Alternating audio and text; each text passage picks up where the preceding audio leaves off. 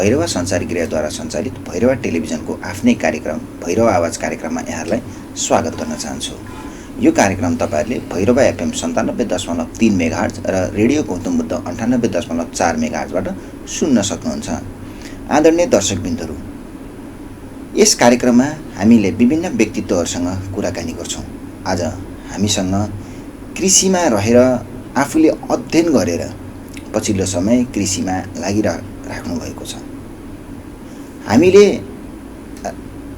कृषिमा लागिरहेका ती कृषकहरूको समस्याका बारेमा, उनीहरूको इच्छा चाहनाका बारेमा र प्रदेश मन्त्रालयले नै लिएर आएको समृद्ध प्रदेश सुखी जनता, यो मूल नारा अहिले पछिल्लो समय प्रदेशसँग कतिको मेल खाएको छ त? के कृषकहरूले आफूले पाइरहेको समस्या सरकारले सुनेको छ त? के कृषकहरूसँग भएको ती समस्याहरूलाई सरकारले बुझेको छ त? बुझे तापनि त्यसको समस्या कसरी गरिराखेको छ त? यिनी विविध कुराहरूसँग आज हामीसँग हुनुहुन्छ कृषि प्रसार अधिकृत कृषि ज्ञान केन्द्रका कृषि प्रसार अधिकृत हुनुहुन्छ आज हामीसँग अनिल पानिया। आज हामी उहाँलाई कार्यक्रममा स्वागत गर्न चाहन्छौँ। सर नमस्ते। नमस्कार। आरामै हुनुहुन्छ? ठिकै छु। पछिल्लो समय केमा व्यस्तता हुनुहुन्छ अहिले? अब अहिले हामीले गत आर्थिक वर्षको कार्यक्रमहरू सम्पन्न गरेर अब त्यसको समीक्षा गोष्ठीको लागि चाहिँ तयारी जुटेका छौँ। र यो कृषि ज्ञान केन्द्र भनिरहँदा अहिले यसको स्थापना कति जति भइसक्यो स्थापना भएको?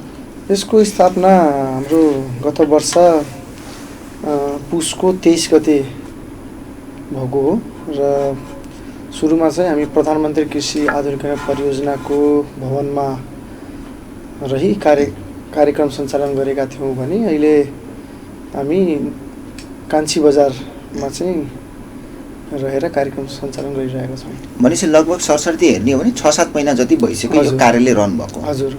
र यो कार्यालयदेखि कस्ता खालका कार्यक्रमहरू चाहिँ स्थापना हुन्छन्, बन्छन् र अगाडि बढ्छ, कार्यान्वयन हुन्छ, यसको कस्तो खालको मोडालिटी छ त?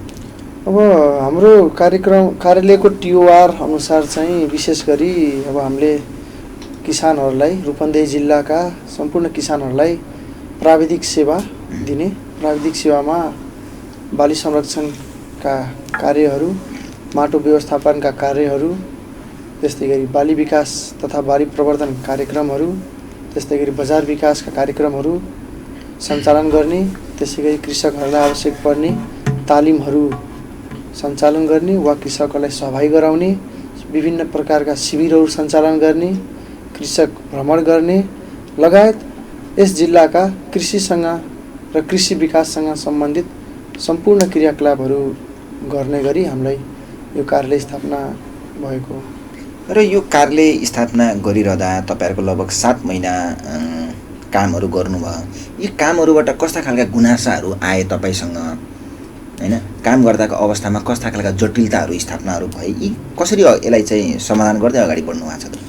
अब हाम्रो कार्यालय स्थापना भएको पनि अब धेरै भछनालाई थाहै छ, 6 महिना भयो र विशेष हामीलाई समस्या भनेको जनशक्तिमै भयो।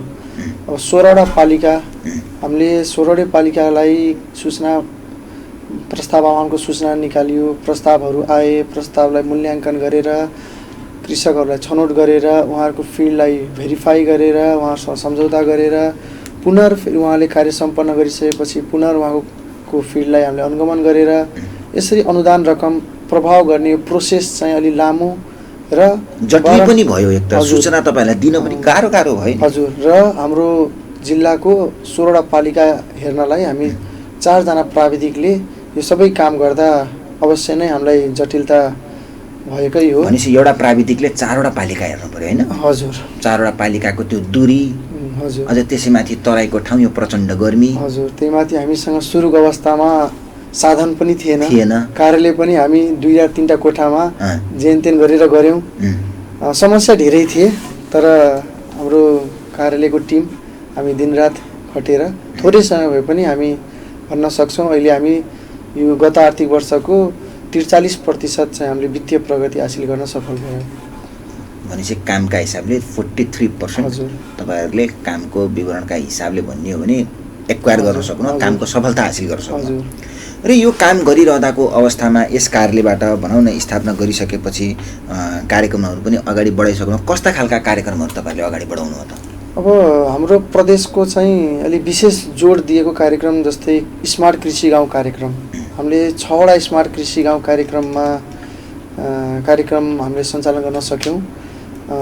एउटा चाहिँ हाम्रो यहीँ सिद्धार्थनगरको दोघारी स्मार्ट कृषि गाउँ रहेको छ भने ओमसतियामा तराइनी स्मार्ट कृषि गाउँ, गैँडावामा स्मार्ट कृषि गाउँ रहेको छ, मर्चवारमा लुम्बिनी सांस्कृतिक गरी 6वटा स्मार्ट कृषि गाउँमा हामीले विभिन्न 5वटा कम्पोनेन्ट जलवायु स्मार्ट, खाद्य पोषण स्मार्ट, सिँचाइ स्मार्ट, त्यसै गरी बजार स्मार्ट र अन्तर सम्बन्ध गरी विभिन्न विधामा चाहिँ हामीले त्यस क्षेत्रको करिब 400 कृषक घरधुरीलाई हामीले आवश्यक पर्ने यन्त्रोपकरणहरू अनि त्यसपछि मल बिउ लगायतका सम्पूर्ण प्याकेज अफ प्र्याक्टिसमै सहयोग पुग्ने खालका हामीले कार्यक्रमहरू सञ्चालन गऱ्यौँ भने अर्कातिर हाम्रो सङ्घीय सशर्त कार्यक्रम ब्लक विकास कार्यक्रम रहेको थियो र त्यस अन्तर्गत हामीले 7वटा ब्लक सञ्चालन गऱ्यौँ। धान गहुँ गरेर 7वटा ब्लक सञ्चालन गऱ्यौँ। त्यसमा पनि एकमुष्टै एउटा 4 किल्ला गरेर एउटा निश्चित क्षेत्रफललाई हामीले निर्धारण गरेर त्यो क्षेत्रफलमा आवश्यक पर्ने सम्पूर्ण किसिमका पूर्वाधारहरू यन्त्रोपकरणहरू सहयोग गरेर त्यसै ब्लक विकास कार्यक्रम सञ्चालन गऱ्यौँ। त्यसै गरी कृषि पशु पढेका युवाहरूलाई उद्यमशीलता विकास कार्यक्रम रहेको थियो। त्यसमा हामीले यो वर्ष हाम्रो बजेट 10 लाख मात्र रहेको हुँदा 4 जना कृषि जेटिए पढेका विद्यार्थी भाइ बहिनीहरूलाई हामीले उद्यमशील हुनलाई तरकारी खेती मार्फत उद्यमशील हुनलाई हामीले त्यस कार्यक्रमबाट पनि हामीले सहयोग गऱ्यौँ र उहाँहरूले अहिले राम्रै गर्दै हुनुहुन्छ। र त्यसै गरी अब हामीले बारम्बार सुन्ने गरिन्छ सिँचाइको समस्या छ। पक्कै पनि सिँचाइको समस्या एकदम छ, किसानहरू रोएका छन्। अहिले हामीसँग उपलब्ध भएको लगभग 75 लाख कुल रकमको हामीले सम्झौता गऱ्यौँ र त्यसबाट करिब 25 जना किसानहरूलाई चाहिँ हामीले आवश्यक पर्ने सिँचाइको आवश्यक पर्ने boring, pump set, delivery pipe, suction pipe, motor लगायत अन्य सामग्रीहरू सहयोग गरी सिँचाइको क्षेत्रफल पनि हामीले विस्तार गर्न सफल भएका छौँ। त्यसै गरी कोभिड विशेष कृषि कार्यक्रम कोभिडबाट प्रभावित भएका किसानहरूलाई र सानो किसानहरूले पनि गर्न सक्ने सिम्पल एउटा नागरिकता र एउटा सानो फर्म मात्र भरेर उहाँहरूले प्राप्त गर्ने अनुदान यो हो र यसमा चाहिँ हामीले करिब 80 जना किसानहरूलाई यसै सहयोग गऱ्यौँ र यसमा उहाँहरूलाई चाहिने एउटा सानो कुटो कोदालोदेखि लिएर ठुलो मेसिनरीहरू पनि उहाँले खरिद गर्नुभयो। यसमा पनि हामीले 50% अनुदानमा सञ्चालन गऱ्यौँ भने साना कृषि मेसिनरी औजारहरू वितरण गर्ने कार्यक्रम भयो। त्यसै गरी हामीले सेमी हाइटेक नर्सरी एउटा निर्माण गऱ्यौँ र त्यो सेमी हाइटेक नर्सरीबाट करिब 2 लाख तरकारी फलफुलका बिरुवाहरू उत्पादन गर्ने हामीले लक्ष्य राखेका छौँ। लगायत अन्य कार्यक्रमहरू पनि छन् र विशेष चाहिँ महत्त्वपूर्ण कार्यक्रमहरू यही हुन्। जस्तो तपाईँले अघि नै भनिरहँदाको अवस्थामा कार्यक्रमहरू होइन अनुदानका कार्यक्रमहरू हामीले यो दियौँ यो कार्यक्रमहरू गऱ्यौँ सबैभन्दा धेरै प्रभावकारी र गरिब किसानहरू भनौँ एक हिसाबले चाहिँ उनीहरूले लाभ पाएको कार्यक्रमबाट चाहिँ कुन हो कार्यक्रम? अब मेरो व्यक्तिगत हिसाबले हेर्दा अब जुन हजुरले भन्नुभयो कम झन्झट अलिकति अनुदान चाहिँ झन्झटिलो नै छ, प्रोसेस हुन्छ, प्रक्रिया हुन्छ। त्यो सबै कुरालाई मध्यनजर गर्दै यो कोभिड विशेष कृषि कार्यक्रम चाहिँ सामान्य एउटा निवेदन र एउटा नागरिकताको फोटोकपी एट्याच गरेर उहाँले आफूलाई आवश्यक पर्ने 1 लाखसम्मको कृषि सामग्रीहरू पाउनुभयो र त्यो कार्यक्रममा म पनि केही ठाउँमा गएँ र किसानहरू एकदम खुसी हुनुहुन्थ्यो। अहिलेसम्म कतैबाट कहीँ सहयोग नपाएको, झन्झटिलो छ, पाइन्न भन्ने उहाँहरू एउटा त्रास हुन्छ। अनुदान लिइसकेपछि धेरै दौड्नुपर्छ, एउटा त्यो झन्झट मानेर पनि सरकारी कार्यालयको प्रक्रिया नै एकदम झन्झटिलो छ भन्छन्। यो कागज भएन, त्यो भएन, यो भएन हैन, दौड धुप फोटोकपी यताउति गरिब किसानहरू हात्तिन्छन्। हो र त्यो हेर्दाखेरि कोभिड विशेष कृषि कार्यक्रम चाहिँ मलाई चाहिँ अलि मन पर्यो कार्यक्रम हो, प्रभावकारी भयो भने। हजुर र हजुरले जुन भन्नुभयो अलि दौड धुप कागज, अब यसमा अब हामी कर्मचारीको पनि बाध्यता हुन्छ। अब मापदण्ड अनुसारको र हाम्रो कार्यविधिले हामीलाई गाइड गरे अनुसार कागजातहरू प्रक्रियाहरू पुरा गर्नु नै पर्छ। यो नियतवश भन्दा पनि किसानहरू अलि अननोन हुन्छन् हैन यी यो कुराहरुमा। नियमवश नै यो झन्झट चाहिँ सिर्जना भएको जस्तो लाग्छ मलाई। नियतवश हैन नियमले गर्दाखेरि। हजुर र यस्तो खालको जुन तपाईहरुले तालिम दिनुहुन्छ, उपकरणहरू वितरण गर्नुहुन्छ, महँगो उपकरणहरू वितरण गर्नुहुन्छ र यसमा राजनीतिक इन्फ्लुएन्स कतिको हुन्छ? जस्तो मैले कहाँ जोड्न खोजेको भन्दा गाउँपालिकाले पनि तालिमहरू दिने गर्छ हैन, त्यसैगरी गाउँपालिकाले उपकरणहरू वितरण गर्छ र तपाईहरु आफूहरूले पनि तालिम दिने र उपकरण वितरण गर्ने। त्यहाँनेर डुप्लिकेसन कतिको भेटाउनु भयो? गाउँपालिकाले पनि त्यही एउटा व्यक्तिलाई दिएको र तपाईहरुको कृषि ज्ञान केन्द्रले पनि त्यही व्यक्तिलाई दिँदाखेरि चाहिँ त्यहाँ डुप्लिकेसन कतिको भयो त्यहाँनेर त्यस्ता कार्यक्रमहरुमा? यो एकदम राम्रो प्रश्न हजुरले गर्नुभयो र यो हामीले कार्यालय स्थापना गरेर प्रस्ताव आह्वान गर्दा नै यो समस्या आउन सक्छ। किनभने हामीसँग कुनै डिजिटल कुनै एउटा सफ्टवेयर त्यस्तो छैन, को किसानले के कहाँबाट सहयोग पायो।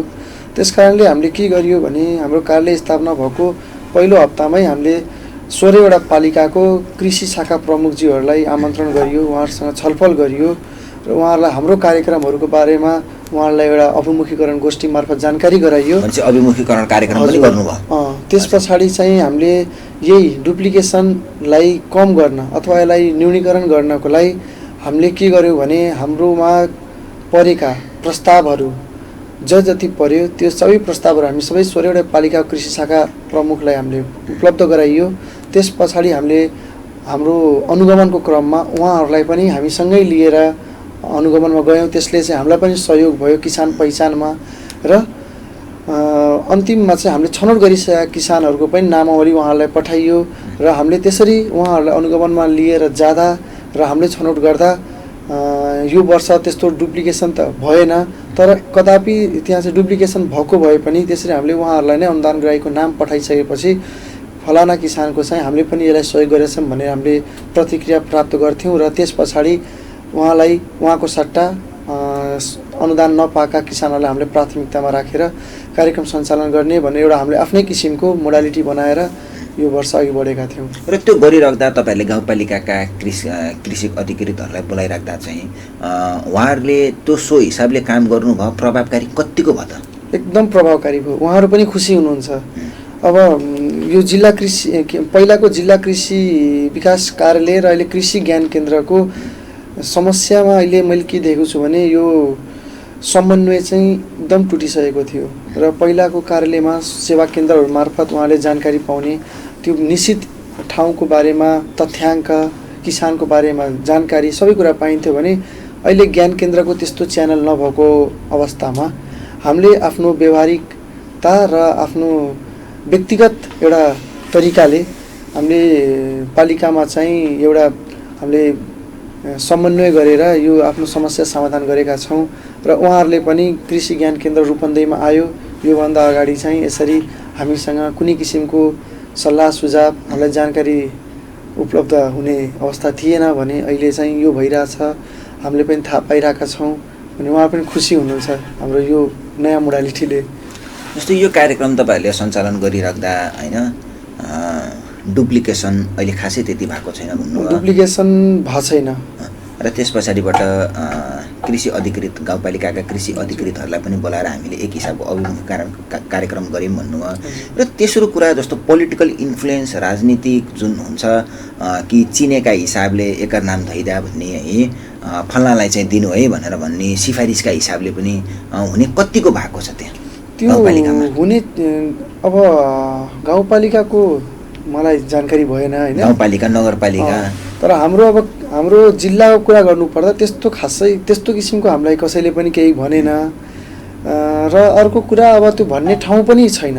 किनभने अब हामीलाई प्रदेश सरकारले कार्यक्रम सँगसँगै एउटा कार्यविधि पनि दिएर पठाएको हुन्छ। त्यो कार्यविधिमा एउटा मूल्याङ्कनको आधार हुन्छ, त्यो पुरै त्यो अब्जेक्टिभ टाइपकै हुन्छ।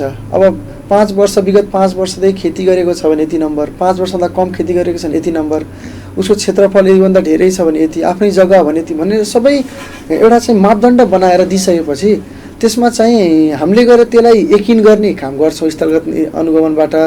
त्यो यकिन भइसकेपछि उहाँले पेश गरेको कागजात, उहाँको फिल्डको अवस्था, उहाँको कार्य अनुभव, उहाँको तालिम उहाँको दक्षताको आधारमा चाहिँ एउटा मूल्याङ्कन समितिले निर्णय गरे अनुसारको हुने हुँदा त्यस्तो दबाब त्यस्तो प्रेसर चाहिँ आएको पनि छैन र आएर पनि त्यसले खासै केही असर होला जस्तो पनि लाग्दैन। भनेपछि त्यस्तो खालको दबाब केही पनि छैन। र तपाईँहरूले अनुगमन गरिराख्दाको अवस्थामा चाहिँ आँखाले देखेको होइन कतिपय कृषकहरूले गुनासो पनि नगरेको अवस्था हुन्छ। नेपाल हो, यो यस्तै हुन्छ, यहाँ जति गुनासो गर्यो भने पनि केही हुनेवाला छैन, जुनै जोगी आयो भने पनि कानै चिरेको भन्छन्। र तपाईँहरू आफू अनुगमन गरिराख्दाको अवस्थामा टिप्पण पनि गर्नुभयो होला, एक कृषकलाई चाहिँ यो ठाउँको समस्या छ, कस्ता कस्ता खालका समस्याहरू चाहिँ तपाईँहरूले देख्नुभयो जुन समाधान गर्न चाहिँ विदिन एक्सनमा चाहिँ तपाईँहरूले समाधान गर्न सक्ने? अब कृषकको समस्या भन्नुपर्दा रासायनिक मलकै समस्या हो जुन हाम्रो हातमा छैन होइन। र त्यसलाई समाधान गर्नलाई हामीले अहिले प्रस्तावित गरेर हामीले प्राप्त गरेको प्राङ्गारिक खेती प्रवर्धन कार्यक्रम, अब हामी रासायनिक मलको भरमा बसेर भएन, हामीले उपलब्ध भएको रासायनिक मल तथा हाम्रो गोठमा खेरा फैलिरहेका हामीले गौमूत्रहरू हुन्छ, त्यसपछि गोठे मलहरू हुन्छ, त्यसलाई कसरी सदुपयोग गर्ने त, त्यसलाई कसरी हामीले प्राङ्गारिक मल बनाएर खेतमा चाहिँ प्रयोग गर्ने, योग्य बनाउने भन्ने किसिमका कुराहरूमा अहिले हामीले कार्यक्रम राखेका छौँ। र त्यसबाट पनि किसानहरूको चाहिँ मल सम्बन्धी समस्या के हदसम्म समाधान हुन्छ। र अर्को कुरा किसानको समस्या भन्नुपर्दा उहाँहरूको समस्या अनुदानमा चाहिँ अनुदानको प्रतिशत नै हो। अब अहिले अधिकांश कार्यक्रम हाम्रो 50% अनुदानमा सञ्चालन हुने किसिमका छन्। जस्तो तपाईँलाई नै मैले एउटा भन्छु, जस्तो अनुदान भनेको कृषकहरूलाई अल्छी बनाउँछ पनि भन्छ, यसमा तपाईँको भनाइ के छ? अल्छी भन्नाले पनि अब यो त अब एउटा चाहिँ आफ्नो व्यक्तिगत एउटा धारणा हो होइन, व्यक्तिगत एउटा विचार हो। अनुदान भनेको एउटा सरकारले दिने सहयोग हो र कोही अनुदान कार्यक्रममा सहभागी हुन्छ भने ऊ पक्कै पनि राम्रो किसान भएर हामीले छनौट गरेका हुन्छौँ। र उसले अब समस्या मैले त्यही हजुरलाई भन्दै थिएँ, किसानहरूको समस्या भनेको 50% अनुदान, बाँकीको 50% त उसले आफै बेहोर्नुपर्छ। तर हाम्रो किसानहरूको हैसियत, उहाँहरूको चाहिँ आर्थिक अवस्था 50% लागत बेहोर्ने पनि कमै छ, कतिपयको हुँदैन। समस्या चाहिँ मैले देखेको र किसानले गुनासो गर्ने र हो त्यहीँनिर समस्या हुन्छ। अहिले हामीले कार्यक्रम सञ्चालन गर्दा धेरै ठाउँमा समस्या त्यही आयो। उहाँले चाहिँ अब हाम्रो 50% अनुदानमै 100% काम गर्न खोज्ने किसिमको पनि देखियो र त्यसलाई त अब हामीले काट्नुपर्ने हुन्छ होइन, उहाँको अनुदान रकमै घट्छ। अब उहाँले चाहिँ 10 रुपियाँमा पाउने सामानलाई 20 रुपियाँको बिलिङ गर्नुहुन्छ अभियसली, अनि 10 रुपियाँ पाइन्छ भनेर। तर त्यो सामानको त अब हामीले एउटा दर रेट निर्धारण गरेका छौँ, त्यसलाई त्यसरी अनुदान रकम उहाँहरूको घट्यो होइन। र त्यो अनुदान रकम घट्दामा उहाँहरूको गुनासो पनि त्यहीँनिर छ, अनुदान रकम हाम्रो घट्यो किन काटियो भन्ने कुराहरू।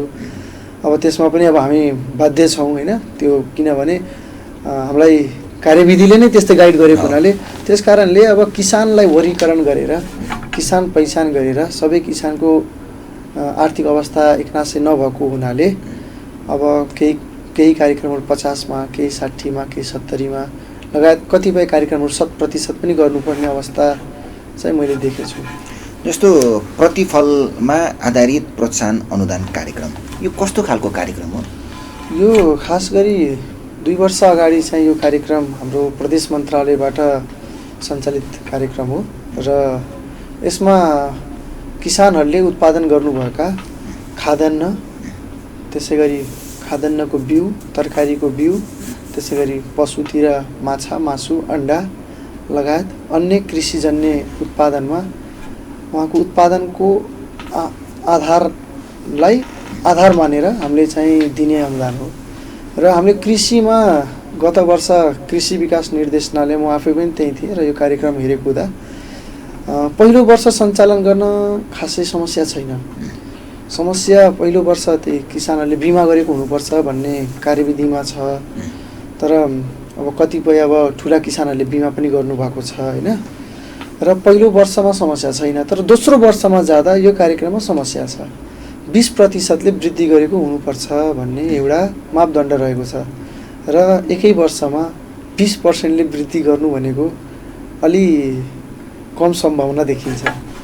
र यो वर्ष त्यसै गरी चाहिँ अहिले हामी ज्ञान केन्द्र यहाँ आइसक्दा पनि हामीलाई पनि यो कार्यक्रम प्राप्त भयो, सूचना निकाल्यो, प्रस्तावहरू आए र यो कार्यक्रम अनुसारको आवश्यक उत्पादन त भयो, तर त्यो उत्पादनलाई प्रमाणित गर्ने आधारहरू पनि चाहिन्छ। जस्तै अब बिउको कुरा गर्दा खेत निरीक्षण भएको हुनुपर्ने, बिउ अनुमति पत्र हुनुपर्ने, त्यसपछि बिउको ल्याब रिपोर्ट हुनुपर्ने, त्यसपछि स्रोत बिउ खरिद गरेको बिल हुनुपर्ने, त्यसपछि त्यो उत्पादन भएको बिउ बिक्री वितरण गरेको विवरण हुनुपर्यो लगायतका यस्ता सपोर्टी कागजातहरूलाई हामीले यकिन गरेर नै हो उहाँको यति उत्पादन हो भन्ने हामी यकिन गरेर पैसा हाल्ने हो।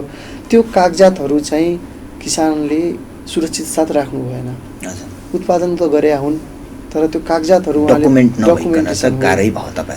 त्यसमा त्यो कार्यक्रम भनेको हामीले त्यसमा बाली पनि हेर्ने होइन, उहाँले सामान पनि खरिद गर्ने होइन, नितान्त उहाँको कागजातलाई हामीले रुजु गरेर हामीले दिने अनुदान भएको हुनाले यो वर्ष चाहिँ हामीले जिल्लाबाट चाहिँ प्रदेशको बजेट खर्च गर्न सकिएन र यो कार्यविधिमा भएको मैले भने हजुरलाई व्यवस्था त्यही 20% वृद्धि गरेको हुनुपर्ने, त्यो व्यवस्थाको बारेमा मन्त्रालयमा अहिले विचार भइरहेछ। कृषकहरू अहिले त्यो जुन मिट गर्न खोज्नु भएको जुन योजना बनाउनु खोज्नु त्यो योजना मिट भएन। कृषकहरूले पनि अनुदान दिने खालको योजना चाहिँ राम्रो हो, तर हामीले उत्पादन गर्न सकिरहेका छैनौँ। समयमा पानी पर्दैन हैन, मल समयमा हामीले पाउँदैनौँ र यी सिँचाइका कारणले गर्दा पनि हामीहरूको उत्पादन नभएको र उत्पादन वृद्धि नभइसकेपछि हामीले अनुदान पाउँदैनौँ। त्यसले गर्दा यो निकै नै समस्या भयो भन्ने गुनासो चाहिँ कृषकहरूले गरिरहेको। यो 20% बारेमा मन्त्रालयमा छलफल भइरहेको छ, तर हामीले सङ्घीय मन्त्रालयबाट सञ्चालित यही कार्यक्रममा चाहिँ उहाँहरूले चाहिँ एउटा डिजिटल डेसिस भन्ने एउटा सफ्टवेयर मार्फत उहाँहरूले चाहिँ यी सबै कुरा यकिन गरेर त्यसरी एउटा प्रयास सुरु गर्नुभएको छ र 2वटा सहकारी संस्थालाई चाहिँ हामीले यो वर्ष 6 लाख प्रतिफलमा आधारित अनुदान कार्यक्रममा 6 लाख रुपियाँ चाहिँ हामीले दिन सक्यौँ र यसरी चाहिँ अब किसानहरू पनि यस्ता किसिमको कार्यक्रम रहेछन् भनेर अहिले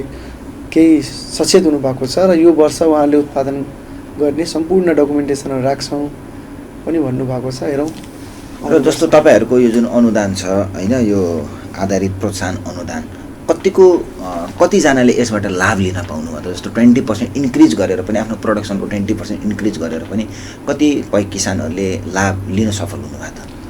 अब इन्क्रिज गरेर त त्यस्तो कोही पनि आउनु भएन होइन। हजुर। र हामीले सङ्घीय सशर्त अनुदान मार्फत हामीले 2टा सहकारी संस्थालाई दियौँ र त्यो सहकारीमा करिब 400 जना किसानहरू हुनुहुन्छ र यो अनुदान रकम भनेको फेरि किसानले उत्पादन गर्ने किसानकै खातामा जाने पैसा भएको हुनाले 400 जना जति किसानहरूले चाहिँ यसको लाभ लिनुभयो यो वर्ष। जस्तो अनुदान तपाईँहरूले दिइराख्नुहुन्छ र त्यो अनुदान दिइराख्दाको अवस्थामा चाहिँ किसानहरूले त्यो अनुदानलाई सहज हिसाबले ग्रहण गर्दाको अवस्थामा कागजको डकुमेन्टेसनका कुराहरू आए। कतिपय किसानहरू पढेका हुँदैनन् तर वेल एक्सपिरियन्स्ड हुन्छन् काममा र त्यसको जनचेतना तपाईँहरूले कसरी गरिराख्नु भएको छ त? हो, अब यसको लागि चाहिँ हामीले गत वर्ष प्रदेश सरकारले सबै पालिकामा 2 जना कृषिको र 2 जना पशुको करारमा चाहिँ हामीले 4थो तहको नायब प्राविधिक सहायकहरू हामीले राखेका छौँ र गत वर्ष त उहाँहरू अलि अबेला आउनुभयो, वैशाखतिर उहाँहरूको हामीले भर्ना सम्पन्न गऱ्यौँ, उहाँहरूले चाहिँ त्यो सेवा दिन सक्नु भएन र यो वर्ष हाम्रो योजना चाहिँ पालिकामा हाम्रो खटाइएका नायब प्राविधिक सहायकहरूले यो डकुमेन्टेसन त्यसपछि प्रपोजल बनाउने कार्यमा चाहिँ उहाँलाई सहयोग गर्नुहुन्छ। भनेपछि तपाईँहरूले करारमा कर्मचारीहरू राख्नु भएको छ 2 जना, 16 पालिकामा 32 जना कर्मचारी हुनुहुन्छ। उहाँहरूले चाहिँ सूचना प्रवाह गर्ने, कृषकहरूलाई सहज बनाउने खालको कामहरू उहाँहरूले गर्नुहुन्छ। र जस्तो गुनासाका कुराहरू तपाईँहरूको कार्यालयमा प्रत्यक्ष रूपमा कृषकहरूले चाहिँ कतिको गुनासो छोडिराखेको अवस्था छ? गुनासो अहिलेसम्म एउटा पनि आएको छैन हाम्रो। र अब कृषकहरूको गुनासो भन्दा पनि उहाँहरूको समस्या मैले अघि भनिसकेँ, मलको समस्या, बजारको समस्या। त्यो त तपाईँहरू आफूहरू फिल्डमा जानुहुन्छ, अनुगमनमा जानुहुन्छ र जानकारी हुन्छ, तर कतिपय कृषकहरूलाई थाहा जो छैन कि यो कार्यालय पनि यहाँ छ, यो कार्यक्रम पनि यस्तो खालको कार्यक्रम पनि आएको छ भनेर कतिपय कृषकहरूलाई थाहा छैन। अब हजुरको यो कार्यक्रम मार्फत म हाम्रो कृषक वर्गमा चाहिँ यही अनुरोध गर्न चाहन्छु। अब गत वर्षसम्म रूपन्देही जिल्लाको कृषि क्षेत्र नवलपरासी ज्ञान केन्द्रबाट हेर्ने व्यवस्था रहेको थियो भने यो वर्ष अबदेखि चाहिँ रूपन्देहीमै कान्छी बजारमा चाहिँ हाम्रो कार्यालय स्थापना भइसकेको छ र उहाँहरूलाई आवश्यक पर्ने कृषि सम्बन्धी विभिन्न औजार उपकरण प्राविधिक सेवा लगायत अन्य सहयोगहरू विभिन्न कार्यक्रम मार्फत हामीले सहयोग गर्नको लागि अब केही दिनमै प्रस्ताव आह्वान गर्नेछौँ र सोको बारेमा जानकारी यहाँले आफ्नो सम्बन्धित पालिकाको कृषि शाखा वा वडा कार्यालयबाट पनि लिन सक्नुहुनेछ र हाम्रो कार्यालयको चाहिँ फेसबुक पेज कृषि ज्ञान केन्द्र रूपन्देही पनि हामीले बनाएका छौँ। त्यसमा पनि हामीले सूचनाहरू राख्नेछौँ। वेबसाइटमा पनि हाम्रो हुन्छ र विभिन्न पालिकाका रेडियोहरू मार्फत पनि हामीले सूचनाहरू प्रसारण गर्ने हामीले योजना बनाएका छौँ। जस्तो यो कृषि ज्ञान केन्द्रले विद्यार्थीहरूलाई इन्टर्नसिपको व्यवस्थापन गरेको छ कि छैन? छ। अनि त्यसको व्यवस्थापन कसरी गर्नुभएको छ र आजसम्मको डेटमा चाहिँ त्यो खालको इन्टर्नसिप दिनुभयो कि भएको छैन? छ। हामीले चाहिँ 3 जना बिएससी एजी अध्ययनरत रामपुर क्याम्पसमा अध्ययनरत 3 जना बिएससी एजी विद्यार्थीहरूलाई चाहिँ कार्यालयको सहयोगमै रिसर्च गरेर उहाँहरूले चाहिँ अहिले सकिसक्नु भएको छ र उहाँहरू चाहिँ आफ्नो डाटाहरू हामीलाई पनि उहाँले उपलब्ध गराउनु भयो र उहाँहरूको पनि रिसर्चमा सहयोग भयो र त्यसै गरी जेटिए गर्नुभएका 3 जना बहिनीहरू चाहिँ अहिले हुनुहुन्छ। उहाँहरू पनि अब हाम्रो कार्यालयको प्रशासनिक प्राविधिक अन्य हाम्रो कार्यक्रम सम्बन्धी सहयोग पनि गर्नुहुन्छ र त्यहाँबाट उहाँहरूले सिक्न पनि पाइराख्नु भएको छ। जस्तो अर्थतन्त्रको बलियो आधार कृषि नै हो र यो भनिराख्दा चाहिँ कृषकहरूले मल हैन समयमा नपाइराख्दा अनि यो नारा र तपाईहरुले जुन खालको समस्याहरू देख्नुहुन्छ के यो मिट हुन्छ त? यस्तो छ, अब समस्या सबै ठाउँमा छ तर समस्यालाई चाहिँ हामीले विकल्प सहित समाधानतिर जानुपर्छ। समस्या लिएर सधैँ हुँदैन। अब मल भनेको हाम्रो समस्या हो जस्तो मलाई लाग्दैन, किनभने हाम्रो बानी बिग्रेको। हामीले चाहिँ आफ्नै घरमा भएको गोबरहरू गौतहरू हामीले खेर फालिरहेका हुन्छौँ र हामीले सजिलोपनको लागि हामीले डिएपी युरियाको हाम्रो बानी बन्यो। अब त्यो बानी हामीले चेन्ज गर्नु पर्यो। हामीसँग आफ्नो कारखाना छैन र यो समस्या युरिया डिएपीको सधैँ रहन्छ।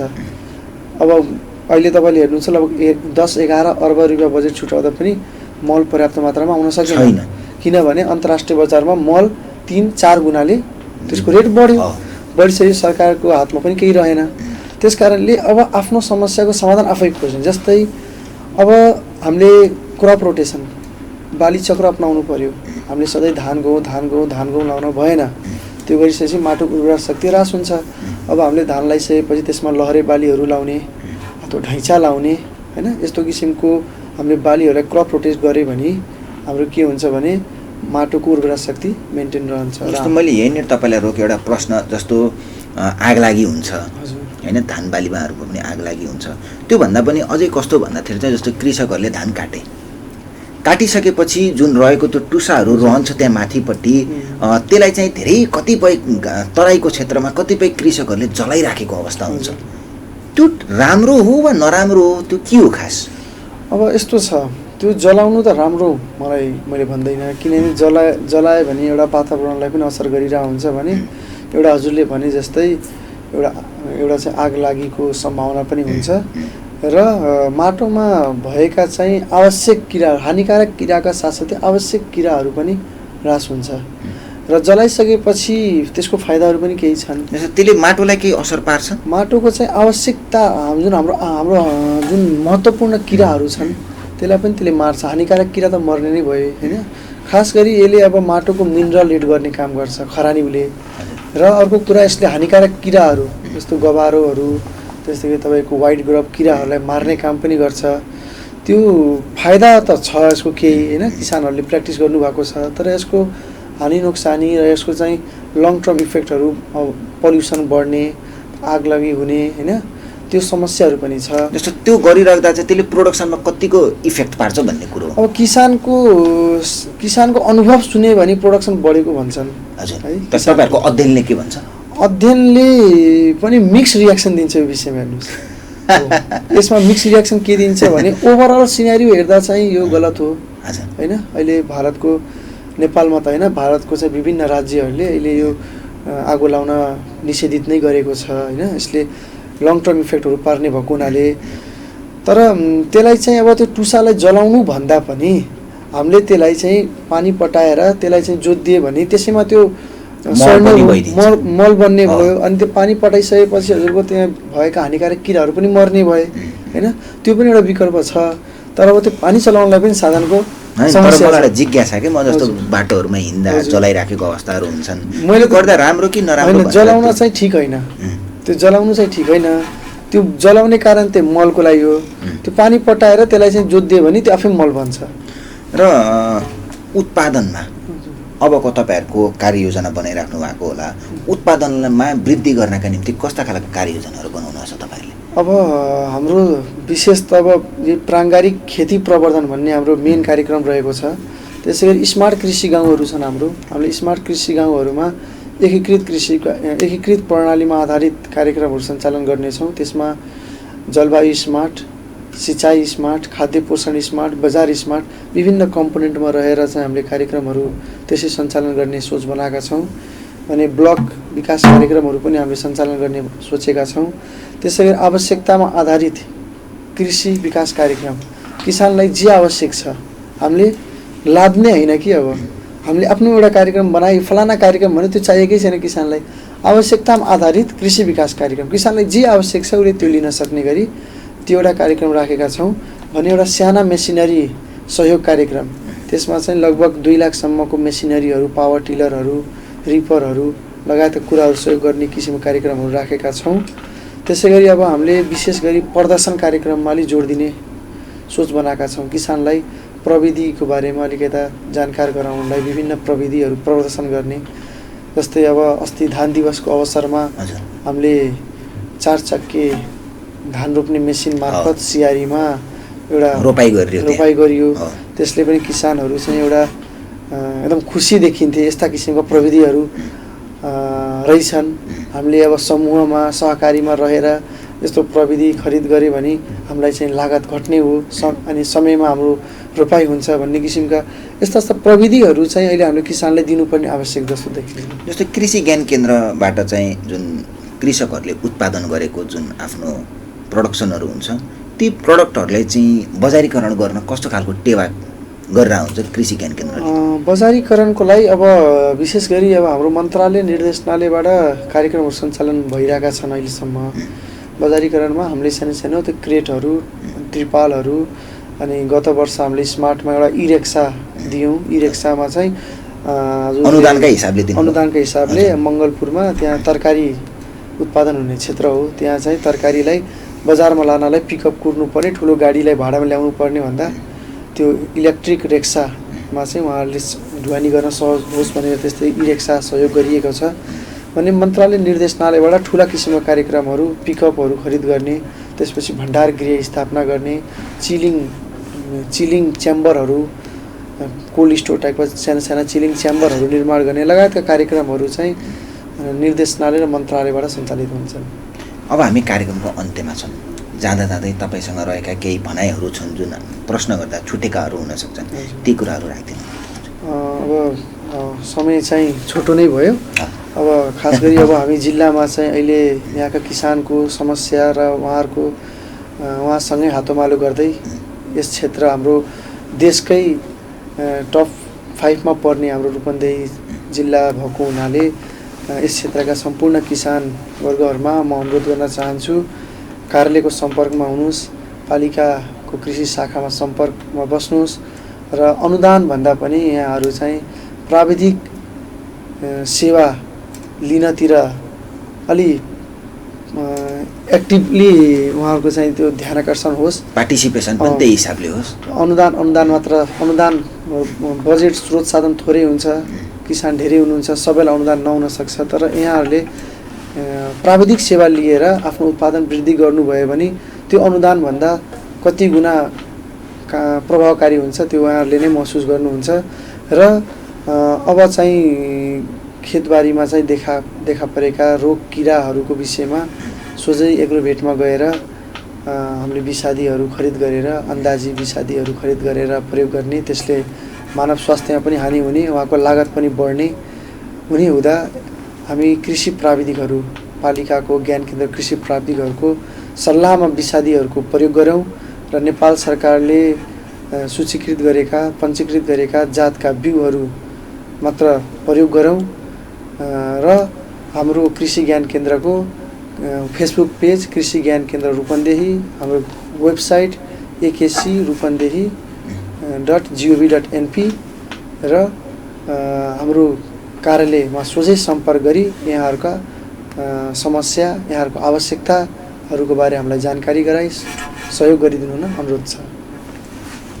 आज हामीसँग हुनुहुन्थ्यो कृषि प्रसार अधिकृत अनिल बानिया, जो भर्खरको हुनुहुन्छ तर अनुभवका हिसाबले हेर्ने हो भने, कामका हिसाबले हेर्ने र दक्षताका हिसाबले हेर्ने हो भने ज्ञान निकै नै छ र कृषकसँग भएका ती जुन समस्याहरू छन् ती समस्यालाई नियालेर नजिकबाट हेरिसक्नु भएको अवस्था छ र जुन हिसाबले आज हामीसँग उहाँ कुराकानी गरिराख्नु भएको छ समस्या कृषकहरूको जति नै छ र ती समस्याहरूलाई केवल समस्याको थुप्रो मात्रै बनाउने होइन, ती समस्यालाई समाधानका हिसाबले पनि अगाडि बढ्ने हो भनेर आज उहाँले भनिसक्नु भएको छ। कृषकहरूले केवल अनुदानलाई मात्रै आशा बनाएर बस्नु हुँदैन, आफूले योजना बनाएको आफूले गर्नुपर्ने कामहरूलाई चाहिँ निरन्तरता दिँदै समस्याहरूलाई चाहिँ सूचना, र म आग्रह पनि उहाँलाई के गर्छु भन्दाखेरि चाहिँ सूचना पेटी जुन हुन्छ, सूचना राख्नुपर्ने जुन बोर्डहरू हुन्छ त्यस्ता बोर्डहरू तपाईँहरूले ठाउँ ठाउँमा राखिदिनु भयो भने कृषकहरूलाई सहज हुन्छ। अझ कति मात्रै छ भने पढेका किसान अहिले पछिल्लो समय वृद्धि भइराखेको अवस्था छ भने अलि बुढापाका किसानहरू जो पढेका हुन्छन् र सूचनादेखि निकै नै टाढा हुन्छ, त्यस्तालाई समेट्नका निम्ति आज यस कार्यक्रमबाट अनुरोध गर्न चाहन्छु। कार्यक्रम हेरिदिनुभएका सम्पूर्ण दर्शकलाई धेरै धेरै धन्यवाद दिँदै भैरवा आवाजबाट म कार्यक्रम प्रस्तुता भीम भण्डारी पनि बिदा माग्न चाहन्छु। हस्त धन्यवाद, नमस्ते। भैरवा टेलिभिजन हेर्दै गर्नुहोस्।